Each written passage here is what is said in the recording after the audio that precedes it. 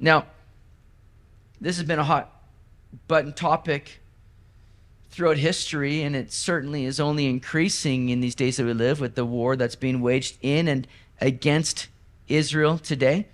And the confusion has come because, we've seen maps of, Palestine labeled as Israel. We hear about the Palestinian people today. Many people will still refer to this land as Palestine and the rightful heir to this land as being the Palestinian people. And there's a lot of confusion over these things. We hear this just being kind of thrown out there without it being checked or understood fully. And we see these things in the media. And so there's a lot of confusions going on, even in the church today, about, the nation of Israel. And what's their place, what's their role, even today. But understand something, long before there was ever a place known as Palestine, God has already claimed this land and had given it to Israel. Joshua 1, we saw this a few weeks ago. 1 verse 3 to 5. Every place that the sole of your foot will tread upon, I have given you. Not, I will give it to you. Not, if you pass the test, we'll see how this. No, God says, I've already given it to you guys. You just have to step into it. I've given it to you. As I said to Moses, verse 4, from the wilderness and this Lebanon as far as the great river, the river Euphrates, all the land of the Hittites, and to the great sea toward the going down of the sun shall be your territory. No man shall be able to stand before you all the days of your life. As I was with Moses, so I will be with you. I'll not leave you nor forsake you. What a great promise that is right there. In fact, the land that God gave Israel was much larger than the land we know today as Israel. Based on that verse right there and the borders that God was making, here's what the land of Israel should have been. This is the portion of land that God was giving to Israel. Now, if you can see that little brown, shape, what Israel is like today. And that little brown section, that's what Israel is today. And so God was giving them some 330,000 square miles. But the land of Israel today is only 8,100 square miles. 330,000 square miles should have been theirs. They occupy 8,100 square miles. They never fully took all that God was giving them. The closest they came was in David's day. Now, this promise dates all the way back to Abraham, right? God said to Abraham, on the same day, the Lord made a covenant with Abraham, saying, to your descendants I've given this land, from the river of Egypt to the great river, the river Euphrates. So that's from the southern part, river of Egypt now, up to the Euphrates in the north, and then stretching out that way. I mean, the portion of land was huge. And God had said in Leviticus 25, verse 23, the land shall not be sold permanently, for the land is mine, for you are strangers and sojourners with me. So understand, as we've been seeing tonight, this is God's land. He's the Lord of all the earth, yes, but this specific land he's taken particular interest in to give a nation that he will choose a place to dwell. That's the nation of Israel, and it's the land of Israel. Now we know that Israel has not been faithful. Yes, we get that, but God will always be faithful to his word. If God has reneged on his promises to Israel, then how can we trust him with what he's promised us? God is a promise-keeping God. So a lot of people will say today, well, because of Israel's unfaithfulness, those promises now towards Israel, they've been transferred to the church. The church is now the new Israel. So you'll see people trying, and Christians that will try to kind of make that argument that, listen, no, Israel is just a secular nation. And yes, by and large, they are a secular nation. We're not saying they're perfect. But God has promised this land, Israel, and promised that they will be back in this land, which has happened in 1948. God's promised that, and God's a promise-keeping God. It was an unconditional promise that God made with Israel, with Abraham to begin with. The promises given to Abraham were not conditional upon their obedience or their faithfulness. God made an unconditional promise. He was the one that was going to uphold this. This is his land. He's the owner of it, and he's given it to Israel, very clearly seen through Scripture. So even though Israel was unfaithful, even though they were punished and sent into exile multiple times, and they've had to face tough consequences because of their disobedient life, God's never turned that land over. Yet other people have ruled over land, but it's never been theirs. So, where did the Palestinians come from? Well, in 135 AD, there was a Jewish revolt against Rome. Rome being the oversight nation, part of the Roman Empire here at this time. And so the Bar Kokhba revolt, led by Simon Bar Kokhba, happened in 135 AD. And the Roman Emperor at that time, Hadrian, eventually brought an end to that revolt and drove the remaining Jews out of the land. He then turned around and renamed the land of Israel Syria Palestina, a Latin term which derived from Israel's perennial enemies, the Philistines. It's not to say that the Palestinian people are the descendants of the Philistines. We're not saying that. What I'm saying is he made up this name to call the land here that was once called Israel, and he made up a name to be kind of a slap in the face to the Jews. So, from that time, the land has been known as Palestina, or Palestine now today. But the indigenous people of the land are the Jews. They've had that land since around 1400 BC with the Canaanite conquest, and up to the time that the temple was sacked and destroyed by the Babylonians in 586 BC. Since that time, from 586 BC all the way to May 14th, 1948, the land of Israel did not operate under any autonomous rule. Okay? So the land has been sitting there, and the people that were living in this land, Arab people, and yes, Jewish people, that had still some remained in the land. The people that were living in the land were known as Palestinians. Even a Jew that was born in that area before 1948 had Palestine on the birth certificate, a Jewish person. Understand, there's never been an ethnic people group known as the Palestinians. And this is getting, again, perpetuated throughout history, rewriting history to try to say that these are the indigenous people of the land, and it's just not so.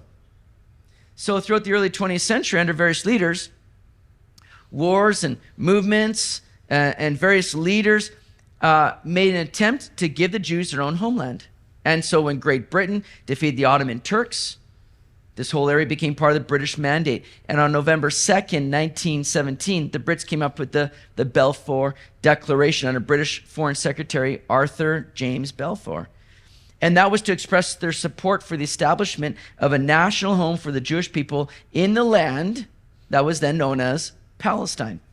So lines were drawn, and this is now under the British Mandate, a land that they were desiring to give. Now, there's no, set countries in this area at this time. It's been under various, people groups in the Turkish Ottoman Empire. Britain has come in now. And so they want to carve out an area that they can, again, give and allow the Jewish people to live. So land is kind of drawn up here. But then the Hussein family objected to this. And so Britain backed down from the plan. Winston Churchill then steps in later and draws a line down the Jordan River, right like this. And he says, okay, we're going to give the east of the Jordan, we're going to call it the Transjordan land. And then west of the Jordan, we're going to give to the Jewish people to live. Still referring to it as Palestine. Now in 1946, Transjordan became an independent nation. So there wasn't the country of Jordan before this time, but they became an independent nation in 1946, and then 1948 became just known as Jordan. So what's once called Transjordan now is just called Jordan. And it was in May 14th, 1948, that Israel was now declared an independent state. Palestinians refer to this event surrounding the establishment of the state of Israel as the Nakba, or the catastrophe.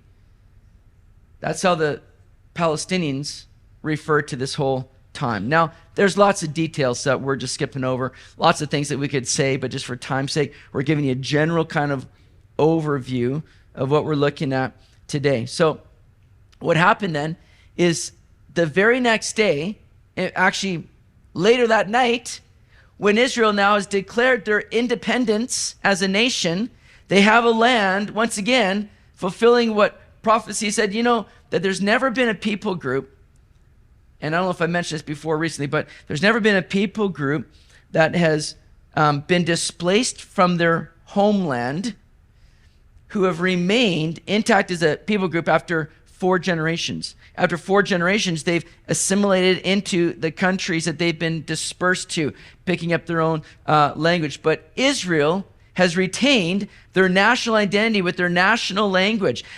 For thousands of years, there's no other group of people or nationality that's done that. This is a modern day miracle that the people of Israel has retained their national identity and have been brought back into their homeland. It's a miracle. There's no other way to describe it, but that God is with this people. So as they declare their independence, May 14th, 1948, that very night, 5 Arab nations come together to attack Israel: Egypt, Jordan, Syria, Lebanon, and Saudi Arabia. And war breaks out. The War of Independence. And from that point on, Israel brings an end to that eventually, but from that point on, war after war and attack after attack has happened against this nation of Israel. And it's all about other nations believing they don't have a right to the land. And their agenda is not just to acquire land or to try to, balance things out. Remember, the state of Israel is like the size of New Jersey. You think about all the land that there is around there, and why is everybody targeting Israel? It's because it's a spiritual battle.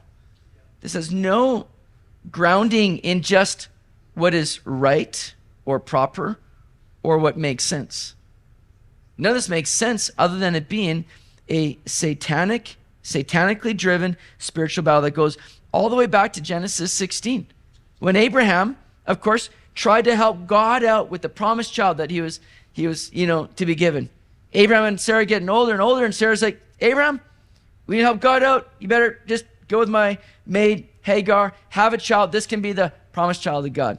Abraham foolishly does it, and there is produced through a work of the flesh Ishmael. And here's what the word says about Ishmael, Genesis 16:12. God says, he shall be a wild man. His hand shall be against every man, and every man's hand against him, and he shall dwell in the presence of all his brethren. See, Ishmael is the father of the Arab people. And when you go to not to paint everybody with the same brush, but boy, I'm just going to leave it. I'm not going to say anything. And there's been conflict now between the people of promise, the descendants of Isaac, the Jewish people. There's conflict with the people of promise and the product of the flesh, Ishmael, Arab people. And it's a satanically led spiritual battle. There's no other reason for this kind of hostility. Israel is regularly under the threat of attack. They're not the oppressors. They're not the colonizers. The problem in the Middle East, as you will often hear today, this isn't the situation here. People are quick to blame Israel as being the ones that are causing all the problems. But listen, they're in the land that God has given them and has miraculously brought them back into. Even when they're retaliating against the brutal way that they've been attacked by Hamas. They're sending dropping leaflets from the air to warn those in Gaza to say, hey, guys, you need to move away because we're coming and we're gonna fire back for what Hamas has done to us. And again, Hamas is the governing body there in Gaza. But they have no concern for human life. They're taking out Palestinians, Arab people. They're taking out anybody just to further their cause. They have no concern for human life. They are a wicked, evil people. See, the issue in the Middle East, and I love what Dennis Prager says. He says that the problem in the Middle East is an easy one to define, but a very complex one to solve. It's easy to define because here's what's going on in the Middle East. One group wants to live in peace, and the other group wants the other group dead. That's it.